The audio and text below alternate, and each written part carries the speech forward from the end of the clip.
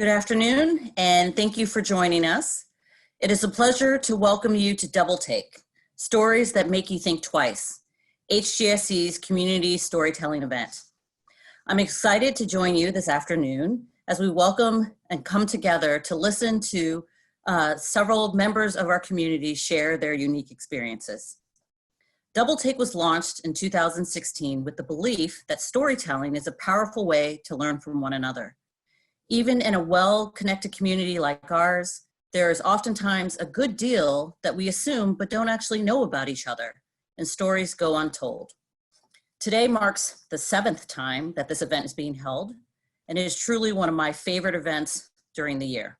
It means a lot to so many members of our community, and so I'm so glad that we could continue this tradition. I want to take this opportunity to thank Rilda Kissel for coordinating this year's Double Take. This event could not have happened without her many efforts and from a larger team. You'll be hearing from Rilda just a little bit later. I also want to thank the 5 storytellers who you will hear from shortly. Sharing a personal story takes incredible bravery. It's a courageous act, and I'm so grateful that they have chosen to share their stories with us.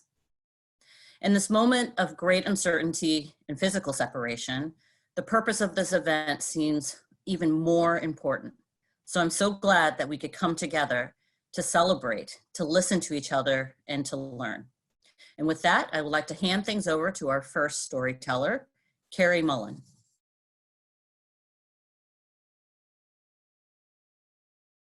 Some people have a calling and a good story that goes with it. Some transformative experience in their lives which made them see they simply must be a priest / doctor / social media personality.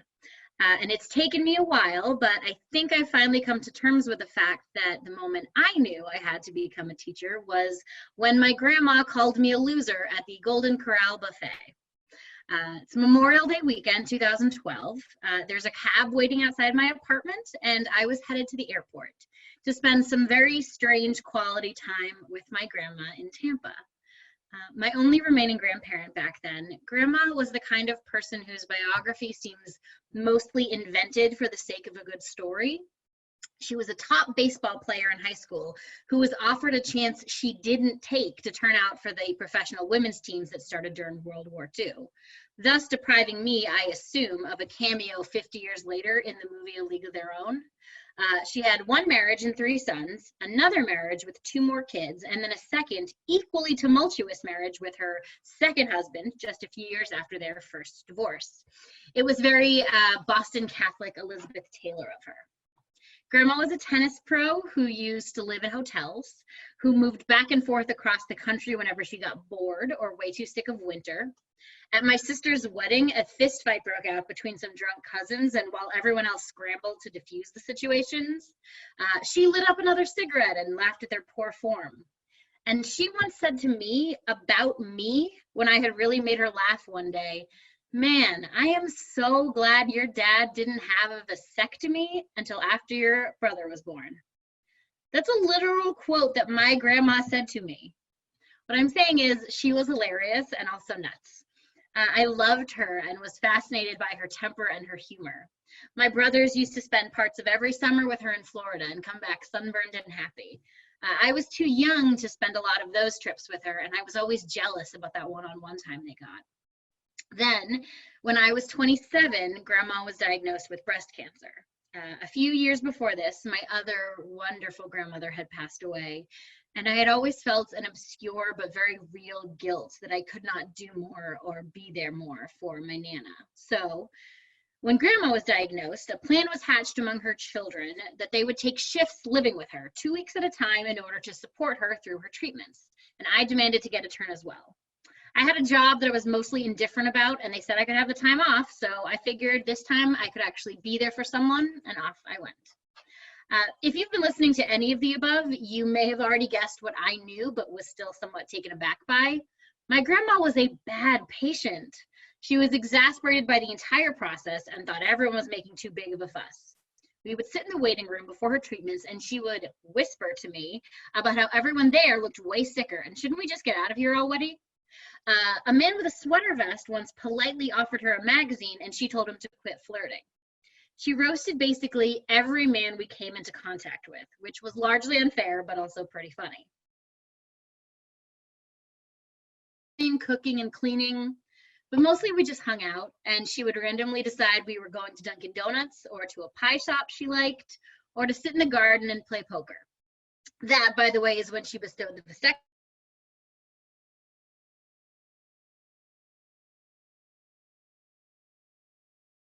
The last days there, they had changed a dressing on her chest at the nurse's office, and something was wrong with it. On the ride home, and then until her visiting nurse arrived a few hours later, she was in pain and she was grouchy, but she wouldn't let me look at it. I don't blame her. It's a real role reversal to have someone whose diapers you changed demanding to play nursemaid for you, but she was snappish and not in the mood for me, so we ended up retreating to different sides of the house for a few hours. I spent the time searching, as I had been for months, for a new job. Back then, I worked in an office which was fine and stable, but about which I had zero passion. I had mostly worked in nonprofits since graduating college and had started off full of idealism and optimism. But I had burned out putting in crazy hours on behalf of kids that I never actually got to work with. I'd lived in the same city my whole life. Even my college was a 10-minute drive from our home and really far from the adventurous life that Grandma had led. It felt like mine had barely even started. Grandma was cheerful and apologetic once the nurse came and corrected whatever was wrong and suggested we have a big dinner out at the Golden Corral. If you don't know this chain of restaurants, it is basically every stereotype about American excess made manifest. And it was an amazing meal. We went totally bananas, which is appropriate to do at a restaurant with an 8-foot tall chocolate fountain. We each had our lobsters like as a third course. At some point during this marathon of a dinner, Grandma asked me what I'd been up to all afternoon, and I explained a bit about my half-hearted job search. I just did not know what to do next, I said. All my happiest work experiences, I told her, were from the tutoring, the babysitting, and the volunteering with kids that I had done. Okay, she said, well then why aren't you a teacher? Well, I said, I want to be. Why not then, said Grandma. I said, what if I'm terrible at it and I just ruin a kid's life forever? And I went on like that for a bit, listing reasons not to do the thing I wanted most to do with my life. And then my grandma, who was many things, some wonderful and some not so much, who could be incredibly kind and funny, but who you did not want to cross, who had more marriages and careers and addresses in a lifetime than I think 3 other grandmas might get. My grandma, who I don't think was ever controlled by fear a day in her life, said, ugh, you loser. And then she got up to get more pie. And that night when we got home, I applied for the job that would become the first of my teaching career.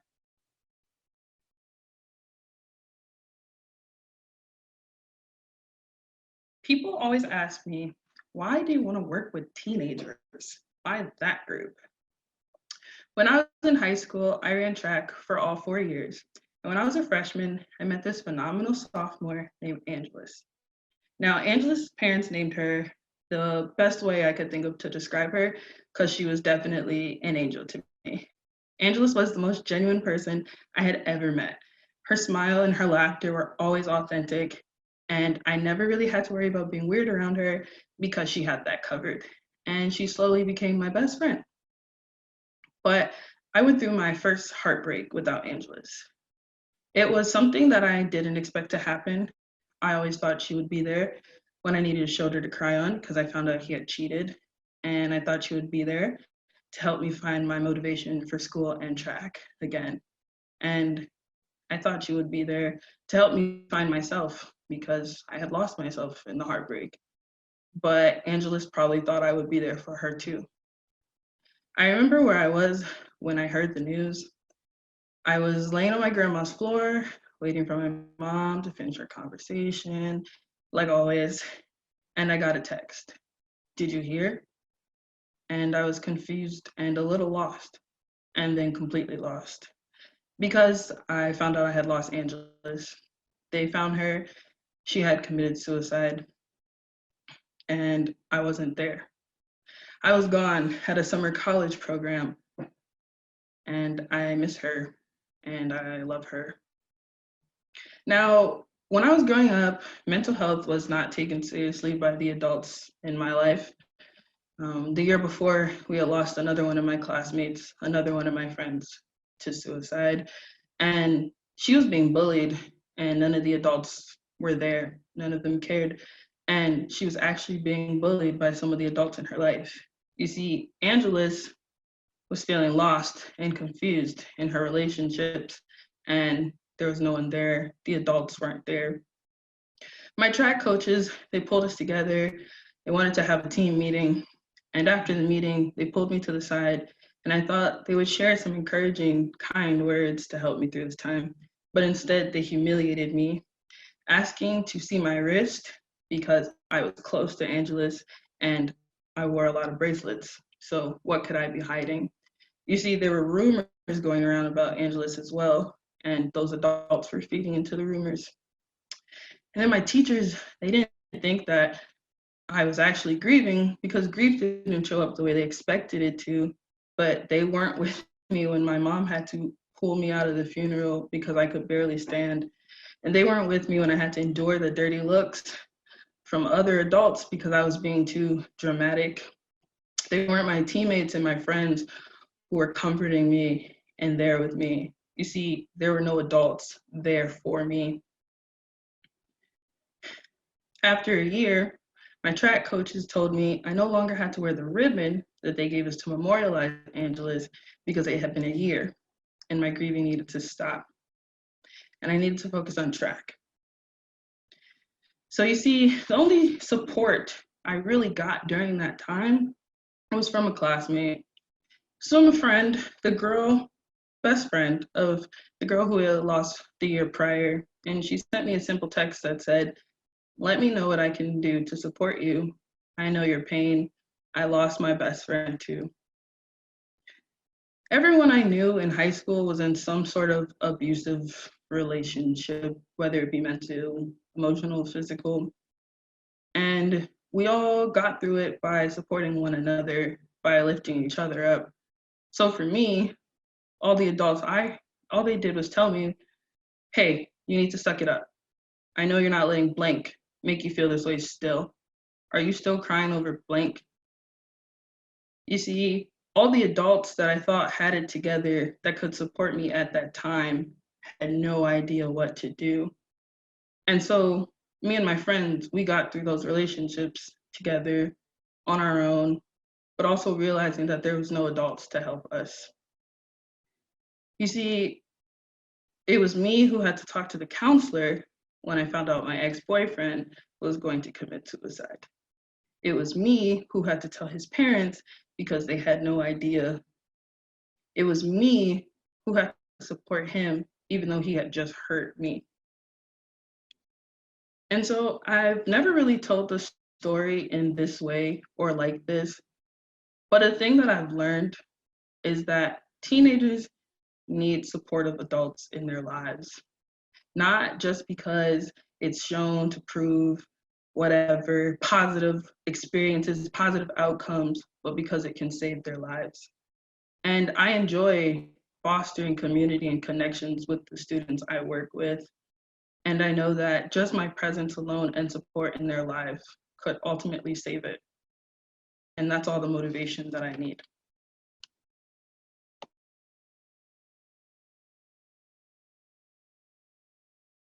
All I'm trying to do is move my memories off the internet, and it's not working. One of my oldest friends in the world is howling with laughter on the other side of the phone as I whine about this non-problem. And it's February of 2020. Minutes earlier, I had unintentionally re-invited everyone I'd ever invited to anything on digital calendar events to events dating back to March of 2009. I was pressing too many buttons and trying too many things and executing a series of ridiculous maneuvers that opened the memory box of my life and released and revived invitations to my past 11 years. I re-invited interviewers to conversations about positions I didn't get, many improv practice reminders, a first date to a very long, very done relationship. My phone was filling up with texts of screenshots from people in every corner of my life, wondering if I was trying to send them some kind of subliminal message. Nope, I had to respond just in confidence. By the way, how are you? Another mistake on this self-inflicted, arbitrary, and fruitless journey of trying to clean up the clutter of a life lived on the internet. Just as I had made hard choices about downsizing my life from DC to Massachusetts, it was time to clean up some of the clutter. I thought it was time to clean up and clean out my digital life. I thought it was time to go through it so it would, as the rest of my belongings had, fit in a virtual metaphorical version of my 2011 Honda Insight. An admittedly weird project to pick up in my 10 months of getting to be at Harvard. But you know, this was a time for overthinking. A story of becoming told through unexplained blurry photos of a bottle of syrup from IHOP. A really inspiring photo series using that multiple colors feature from a photo booth on someone's MacBook sophomore year of college. A picture of pretty unremarkable attempts at creating cheese whiz drawings on Triscuits. The memories of the many in a lifetime alongside the once in a lifetime that somehow the world has access to. These are not the gorgeous, timeless 5 photos you might be lucky to have of that distant family member or something. But everything that had been so easy to do over time became very difficult to undo. Uploading photos to these kinds of servers, super easy. Downloading high quality photos to get them back, really hard. You can't just download birthdays from Facebook. It takes like 3 clicks to access each individual space. Even if you delete an email, you'll find that because of a weird setting you clicked when you were young and dumber, it's been saved. So you'll have to go erase it again. When did we make these choices really? Did I really know that I was beginning this permanent digital record of myself when I'd made a Facebook account to shut up my high school boyfriend so he could put up that coveted interrelationship status? I gave up this project in early March when I had to move again. To Brooklyn, technically, because of COVID, to be closer to family, but really, like the rest of us, I moved to the internet, which you'll remember I had half moved my memories out of. The irony of having spent the last few months scrubbing the public view of myself from Facebook and Google to then have the view from my Zoom camera projected globally and recorded for eternity is not lost on me. It feels weirder and deeper now because these memories I'm making are not just saved on the internet. The memories I and we are making are on the internet, including this one. Ways I've tried to think through issues out loud in class that make even a current version of myself cringe are recorded and saved on Canvas. In 2 weeks, we'll celebrate graduation by looking at 3 pictures we chose of ourselves on a pre-recorded screen. As I mark weekly virtual happy hours with friends from my short time here that I know will go beyond this, I feel grateful for the memories we're able to make now, and deeply crave the ones we're going to be able to make in person. I guess I wasn't ever trying to leave the internet, says the person who literally cannot leave the internet. There's good stuff there besides, you know, all the knowledge and everything. Alongside records of connection, there is connection. There's a thread of me I didn't know I was creating and documenting those very ordinary moments that build us all. Not the elegant photos I have of my great-grandmother in a box somewhere that perhaps mine are more imperfect, but represent a more holistic record of my existence. But all of this is crazy and overwhelming to think about. In the first few weeks of class, I caught myself looking at myself and thinking about why I was looking at myself. Then I found the hide self button and immediately felt better able to see my friends and classmates and their faces rather than mine. And as we take these screenshots of the ridiculousness of these conversations we now need to have in hidden corners of shared spaces like bathtubs and laugh and take screenshots, generating more artifacts from the extraordinarily weird context of the ordinary parts of our lives in this moment, which is kind of like cheese whiz art. I'm not trying to move all my memories off the internet anymore because I just can't. And if I was, I'm not doing a good job because, hi, what am I doing now? But I'm sure looking forward to making more of those ordinary, not once in a lifetime memories outside of it. It's been 9 years, 11 months, and 13 days since I took that really blurry picture of a syrup dispenser on that day in high school. It might not be a picture the world needs, but it's a representation of a value placed on an ordinary moment that feels pretty extraordinary now. In the background of that photo, upon further examination, is the elbow and chin of that same friend at a crazy close distance that I called to tell about that calendar gaffe and the many other inconsequential things captured and not captured. That's pretty extraordinary when you think about it. Makes me wish we could go talk about it squished in a booth at an IHOP somewhere. But for now, I'll just call.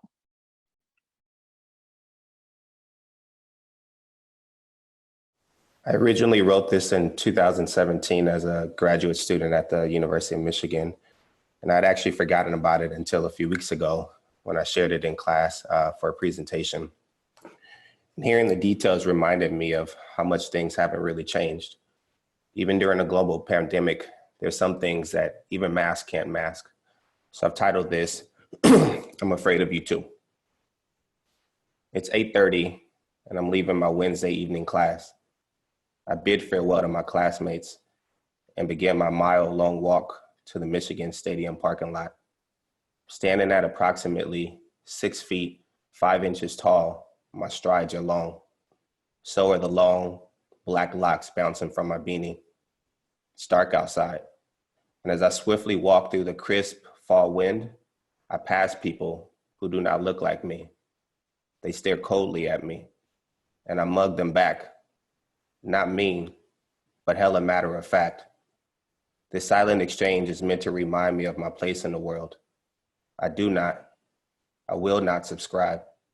Instead, I choose to stand my ground. I continue to swiftly walk down Hill Street, past the Oakland sign that reminds me of home. I've crossed the country to be here, and now my classmates cross the street to leave me. Others clutch their bags and slow their pace, wanting me to pass. I sense the fear. They think I am dangerous. What they do not realize, though, is that I'm also scared of them. It takes one call, one accusation, one mistaken identity, one traffic stop, one botched warrant, one hoodie, one BART ride, one jog in the right neighborhood, one neighbor complaint, one white tear, and my freedom, my life is at risk. I recognize the world-class training I received from my studies at elite institutions, but tonight, the living room lessons from my granny are all that matter. Etta always told me, no matter how accomplished we become, to some it won't matter. The politics of respectability or the stamp of the H won't protect me, no matter how much society tells us it will. It's why I choose to not smile at my headshot. There is no palpability that can mask my criminality. Some will always see me as inhumane, undeserving of the freedoms we espouse to protect. So yes, I am aware of the predatory way the world sees me, but please do not ascribe to that fear. I'm afraid too. If you can find the humanity in my existence, then maybe we can walk together, step by step, toward a better future for us both. Peace.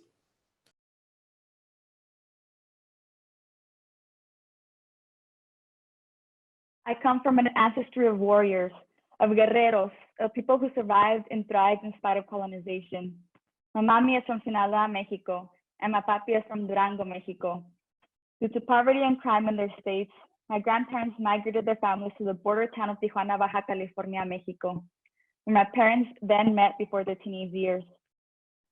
Poverty only exacerbated for my mom and her family in this urban hub, living in adobe houses covered with tin foil, no toys to play with, nor shoes to wear, adulting much too young, and living a lifestyle of survival by any means necessary. This poverty encouraged my grandmother and my parents to migrate to San Diego, California, where I would then be born in 1991 to a life as a border child. This is my story as a child of immigrants.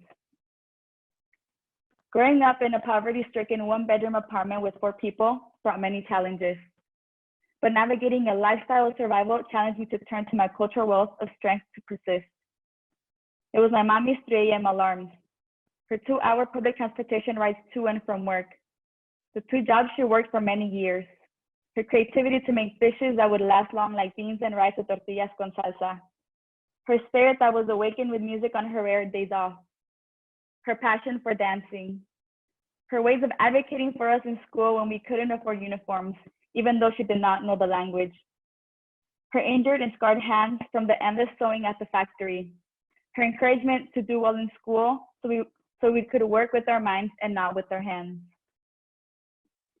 When I was 7 years old, my parents divorced and we moved to National City. I was shy and timid, and to be perfectly honest, I was carrying loads of trauma. I used school as an escape, and my teachers took notice. It was not common for students from my neighborhood to make it far, although not to mistake this with not being resilient. When I was in the 5th grade, however, I was almost held back. With my teacher's encouragement and support, I made it to the 6th grade. When it would get late at night and I still had homework to do, I would sit in our bathtub to not disturb my family with the lights. We only had one room, and our living room was also a bedroom. Since we did not have a computer, I would use my school's libraries and the National City Public Library all throughout K through 12. Shout out to libraries, because I don't know what I would have done without them. In middle school, and without my mom's permission, I used $20 to start buying chocolates at Walmart, and I would then bus it to rich neighborhoods to sell them more expensively door to door.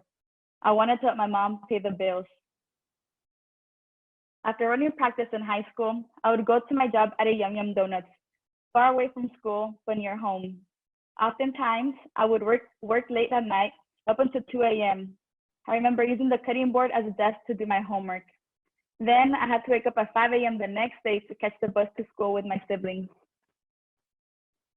When I was applying to college, I was discouraged by a counselor from applying to Berkeley, but then I was encouraged by my running coach to do so. This was a defining moment in understanding educational inequities. If this is how I was being treated as a top student, I could not even imagine how the rest of my peers were being treated. When I was in college, I worked multiple jobs to support my family, failed a class twice, and I did not think there would be a way to graduate. My mom was detained by ICE during my 2nd year. It took me 5 years after graduating to understand what graduate school really was, how to apply, and to build the confidence to do so. As a graduate student at the Harvard Graduate School of Education, I am a first-generation scholar practitioner with immigrant parents.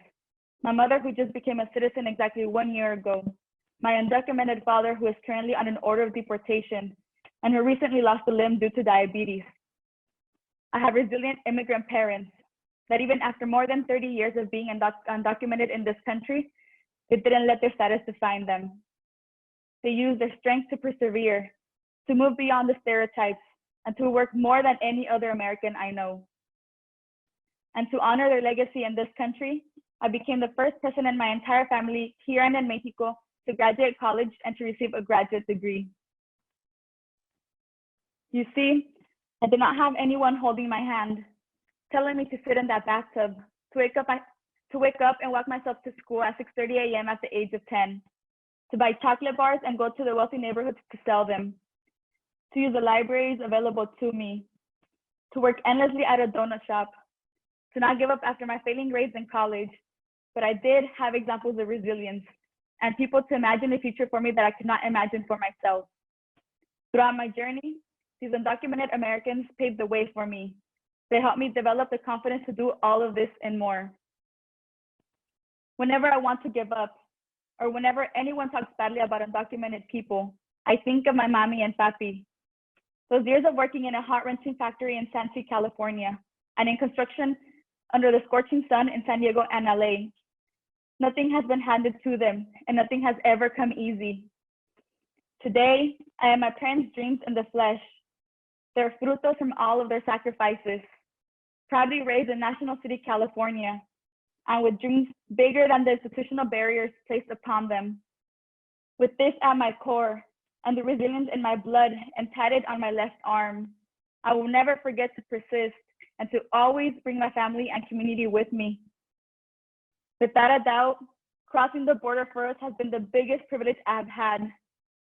So, siendo ni de aquí ni de allá, with this brown skin, big round face, stretched eyes, and the accent on my tongue, it has been an honor to live through these struggles and represent my parents at this place called Harvard.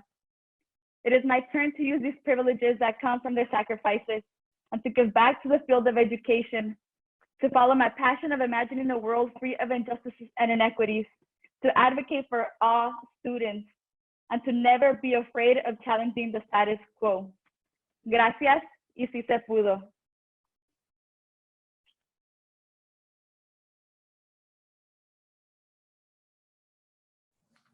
It seems only fitting to conclude an afternoon of storytelling with a story.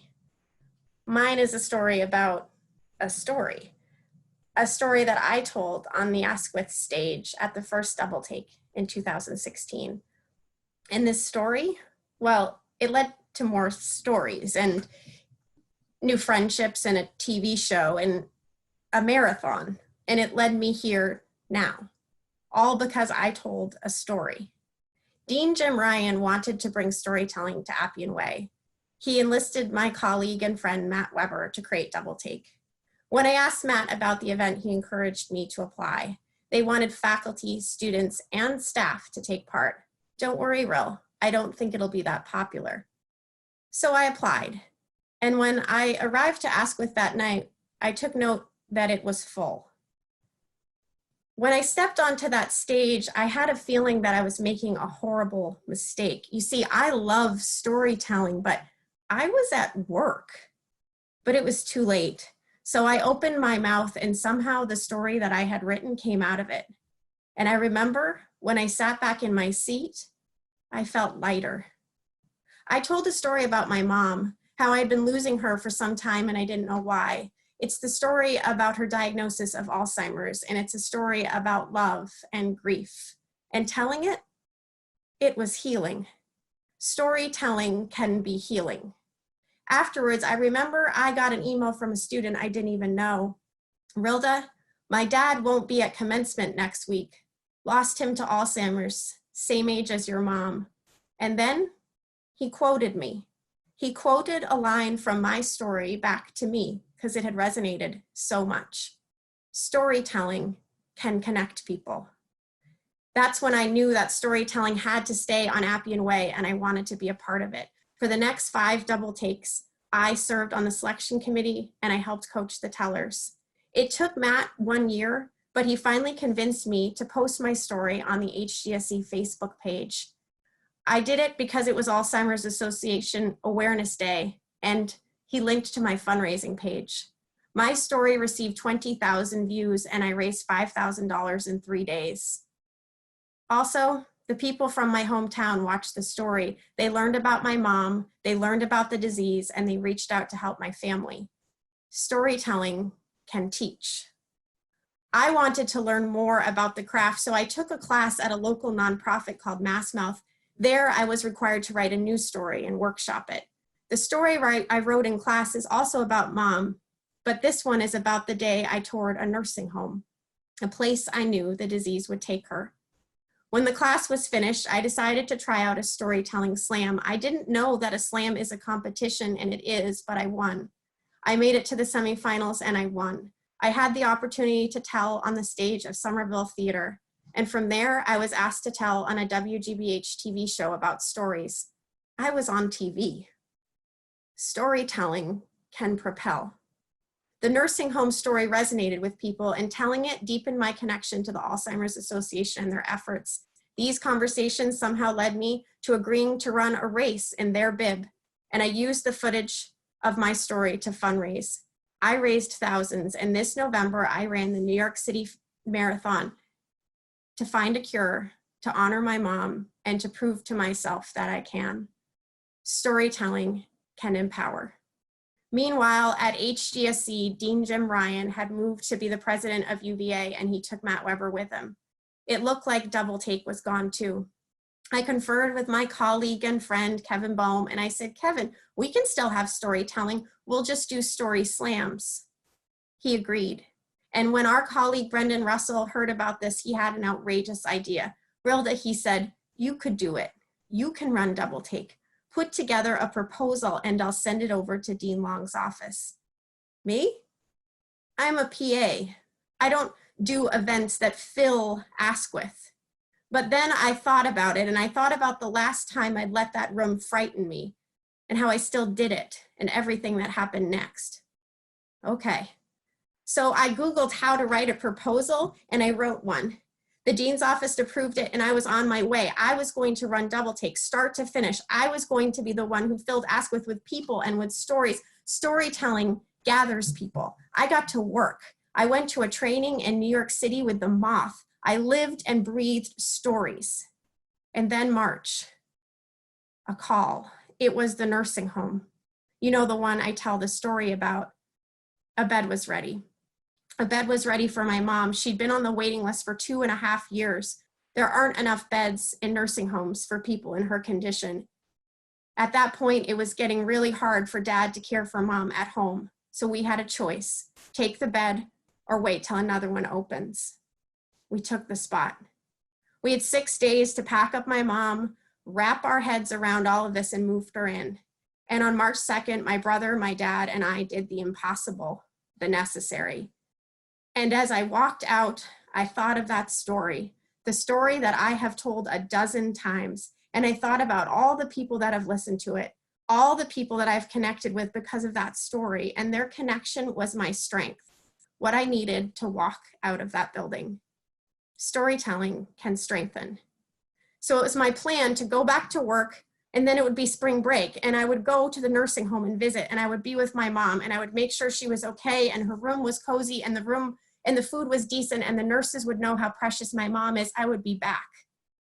But days later, I got the email from Larry Backow that everyone here received. The spring semester at Harvard had been upended, and everyone would be leaving. So this is it. I'll be working from home with my kids. And that afternoon, I got another email. No visitors at the nursing home because of the pandemic. No visitors until further notice. When I drove home from Cambridge that night, I wept. I wept for my students whose year had changed so dramatically. I wept for my mom, and I wept for myself. I called my dad. Dad, we can't go visit her. What if she is confused? What if she is looking for us? We can't go visit her. He cried too. I know, Ril, but you know what? I just called up there and I talked to the nurses. I asked how she was.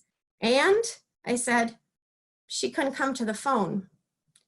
It was karaoke time and she was on the mic. My crying turned to laughter, snotty, deep laughter. What song was she doing?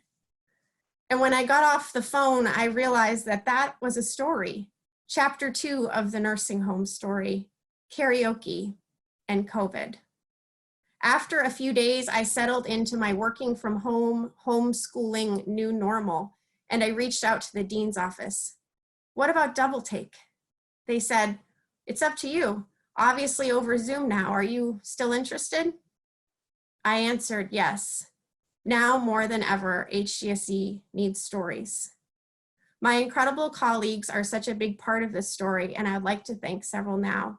Kevin Bohm for his expertise in programming, Brendan Russell for his mentorship, my supervisor, Mary Kiesling, for supporting this work, marketing and communications for their assistance, and Jared Ambrose from the IT office for his technical support. I would like to thank the Double Take Committee for helping me to select the stories, and I would like to thank Dean Long for keeping storytelling at HGSE and for believing that I am the woman for the job. Lastly, I would like to thank the tellers, Kerry, Imani, Melissa, Dexter, and Janette. This is an unorthodox way to tell stories, but you rose to the challenge. I don't know if participating in Double Take is going to lead you to a marathon, but I do know that today you have connected, taught, gathered, strengthened, empowered, and hopefully led to some healing during these anxious times. I speak for myself and for everyone who has been a witness that I am better, our community is better for having heard your stories. Thank you.